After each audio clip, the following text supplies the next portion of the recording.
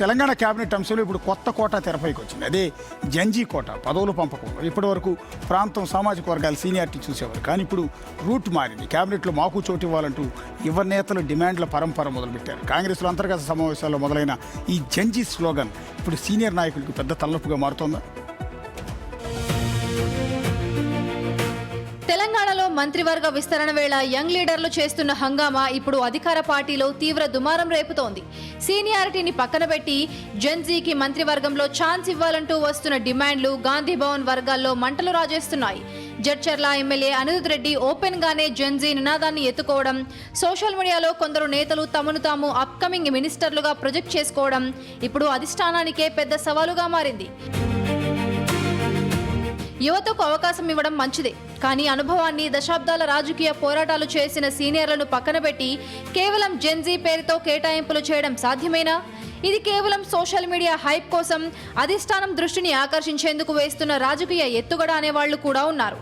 Young లీడర్ల digital ప్రచారం, పాత నేతల సీనియారిటీ నడుమ ఈ జెన్జీ రాజకీయం ఎటు వెళ్తుందో చూడాలి. సీఎం గారు గత కొంతకాలంగా చెప్తున్నారు 21 ఏళ్లకే చట్టసభల్లోకి రావాలి యువత, ఇంకా మంచిగా ఉంటుందని. ఈ నేపథ్యంలో మంత్రివర్గ విస్తరణ కూడా తెలంగాణలో జరగబోతుంది. 2 మంత్రులకు కూడా కొత్త పదవులు 2 ఎమ్మెల్యేలకు కూడా ఇవ్వబోతున్నారు. ఈ నేపథ్యంలో జంజీలందరూ కూడా, అంటే పార్టీలో ఉన్న యువతరం అంతా కూడా ఒక హోప్స్ పెట్టుకుంది, ఈసారి సీఎం గారు మనకి ఇచ్చే ఛాన్సెస్ ఉన్నాయని. మనం జడ్చర్ల ఎమ్మెల్యే గారు అనిరుద్ రెడ్డి గారు చూడొచ్చు, మన పాలకుర్తి ఎమ్మెల్యే యశస్విని గారు చూడొచ్చు, రోహిత్ గారు చూడొచ్చు. వీళ్ళందరూ కూడా అంటే యువకులు, మంచి విద్యావంతులు వీళ్ళందరూ ఉన్నారు. అంటే ఎంతసేపు సీనియర్లకే ఇవ్వాలి, సీనియర్లకే ఇవ్వాలి, కొద్దిగా పక్కన పెట్టండి. ఏముంది, సీనియర్ల అనుభవము, ఈ కొత్త వాళ్ళ ఆలోచనలు కలిస్తే అద్భుతమైన పాలన వస్తుండొచ్చేమో. సీఎం గారికి ఒకవేళ ఉండొచ్చేమో జెన్జీలకే అవకాశం ఇవ్వాలని. కానీ కొన్ని ఈక్వేషన్స్ ఉంటాయి కదా, పార్టీ పరంగా ఈక్వేషన్స్ ఉంటాయి. ఆ ఈక్వేషన్స్ పరంగా ఇవ్వచ్చో ఇవ్వకపోవచ్చో కూడా తెలియదు. ఎందుకంటే పార్టీలో సీనియర్లు ఉన్నాం. ఇప్పుడు రాజగోపాల్ రెడ్డి గారు, మల్రెడ్డి రంగారెడ్డి గారు లాంటి వాళ్ళు మేము సీనియర్లము, ఎప్పటి నుంచో మేము ఎక్స్పెక్ట్ చేస్తున్నాం, అయినా మాకు ఇంకా ఇవ్వలేకుంటే అసంతృప్తితో ఉన్నారు. మరి ఈ ఈక్వేషన్లలో జెన్జీలకు వస్తుందా రాదా అని కూడా అనుమానమే ఉంది. కానీ ఏదేమైనా కొత్త రక్తాన్ని కూడా ఎంకరేజ్ చేయాలి. ఇంకెప్పుడు ఎంకరేజ్ చేస్తారు? పాత కొత్త మిళితమైతేనే కదా కొత్త ఆలోచనలతో ముందుకు పోతారు. ఈ విషయంలో అయితే ఇవ్వాలి అనే ఆలోచన అయితే నేను అనుకుంటున్నాను. ఎక్కడ మొదలైందంటే జంతర్ మంతర్లో కాక్రోచ్ పార్టీ ఎప్పుడైతే ప్రొటెస్టులు చేసిందో అక్కడ నుంచి జంజీ ప్రతి ఒక్క ఇష్యూలో కూడా ఈ డిమాండ్ని తెర మీదకి తీసుకొస్తూ ఉన్నారు. కాక్రోచ్ పార్టీ కేంద్ర మంత్రి ధర్మేంద్ర ప్రధాన్ రాజీనామా చేయటం వరకు సక్సెస్ అయిన నేపథ్యంలో ప్రతి ఒక్క జంజీలో కూడా ఇప్పుడు ఆలోచన మారింది.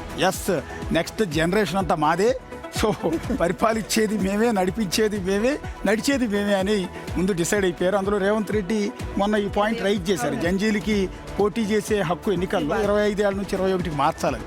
ఎప్పుడైతే రేవంత్ రెడ్డి అన్నారో అప్పుడే కాంగ్రెస్ పార్టీలో జంజీ బ్యాచ్ అంతా కూడా ముందుకొచ్చి ఎస్ మరి మీరే అన్నారు కదా, ఇప్పుడు మాకు కెపాబిలిటీ ఉంది, ఆలోచించే శక్తి ఉంది, పనిచేసే శక్తి ఉంది, కాబట్టి మాకు మంత్రి పదవిలో ఉన్నారు, తప్పేం లేదు. సో రేవంత్ రెడ్డి గారి ఆలోచనకి దగ్గరగానే ఉంది వాళ్ళ డిమాండ్ కూడా. దీన్ని నేను ఖచ్చితంగా ఆహ్వానిస్తాను, ఖచ్చితంగా జంజీలకి ఇవ్వాలి. ఇంకోటి ఏంటంటే మరీ ఏజ్ ఎక్కువైపోయిన వాళ్ళని మంత్రి పదవులు లాంటివి ఇవ్వద్దు సార్, ఎందుకంటే వాళ్ళ చేదస్తంతో చంపేస్తాం. వాళ్ళ తిరిగే శక్తి లేదు, నడిచే శక్తి లేదు, వాళ్ళకి చేదస్తం ముదిరిపోయి పార్టీ స్కీముల్ని ముందుకు తీసుకెళ్ళలేక, మాట్లాడే ఓపిక లేక, తిరిగే ఓపిక లేక వాళ్ళు ఇళ్ళకే కూర్చుని రివ్యూలకు పరిమితం అయిపోతున్నారు సార్. జంజీకి ఇవ్వండి, యంగ్స్టర్కి ఇవ్వండి, వాళ్ళు రాష్ట్రం అంతా చుట్ట చుట్టేస్తారు చూడండి, హెలికాప్టర్ కూడా ఇవ్వక్కర్లా, కారులో తిరుగుతారు, దుమ్ము రేపుతారు. అందుకని క్యాబినెట్ కూడా ఒక బ్యాలెన్సింగ్ ఉండాలి. 50% సీనియర్లు ఉండండి, 50% జంజీలకి ఇవ్వండి, కానీ 30% అయినా జంజీలకి ఇవ్వండి, పోనీ 70% సీనియర్లకి ఇవ్వండి. అప్పుడు 70+30 యంగ్ అండ్ సీనియర్ జనరేషన్తో క్యాబినెట్ ఎంత అద్భుతంగా ఉంటుంది చూడండి ఒకసారి. ఎస్, ఏదైతే రేవంత్ రెడ్డి చెప్పారు కాబట్టి 25 సంవత్సరాలు కాదు, చట్టసభల్లోకి ఎమ్మెల్యేగా పోటీ చేయడానికి 21 సంవత్సరాలకు చాలన్నారు. ప్రతి ఒక్కరిలోనూ ఒక ఆశ అంటూ ఉంటుంది కదా, మనిషి అంటేనే ఆశాజీవి. దానికి అనుగుణంగానే మనకి కూడా ఛాన్స్ వస్తుందేమో. ఇప్పటికే రేవంత్ రెడ్డి చెప్పారు, అంటే సీఎం స్థాయి వ్యక్తి చెప్పారు కాబట్టి మనకి కాంగ్రెస్ పార్టీలో ఉన్నటువంటి వ్యవహారం తెలిసిందే. లిస్ట్ చాలా పెద్దగా ఉంటుంది, ఏది చేయాలన్నా, ఏది కావాలన్నా ఆశావహుల సంఖ్య, అసంతృప్తుల సంఖ్య ఎక్కువగానే కనిపిస్తూ ఉంటుంది.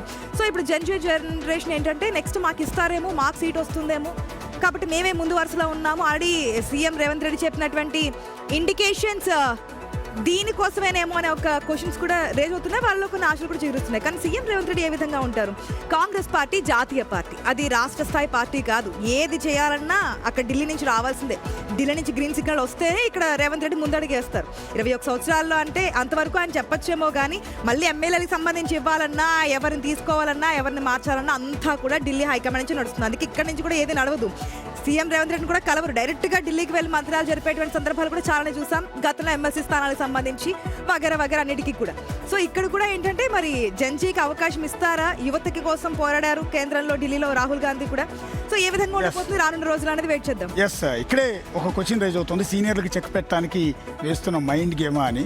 సో చూద్దాం మైండ్ గేమా ఇంకోట అనేది.